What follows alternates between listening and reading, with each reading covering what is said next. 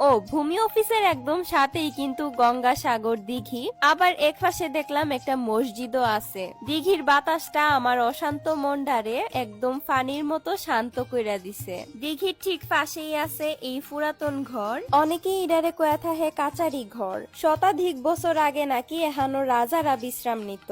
অহনো এই ঘরগুলা স্থানীয় ইতিহাসের সাক্ষী হইয়া দাঁড়ায় আছে। এককালে হয়তো এই ঘরটা অনেক বেশি সুন্দর আছিল, কিন্তু বর্তমানে একদম ভাঙ্গা ভাঙ্গা পড়তাছে। অসংখ্য পরগাছা জন্ম নিছে, সবকিছু যেন ধুলাই মিশা গল্প, স্মৃতি আর অতীতের আবেশ হিসাবেই থাইকা গেছে গা। আসলেই যত্ন না পাইলে কোনো কিছুই টিহে না, হোক হিডা বাড়ি কিংবা সম্পর্ক।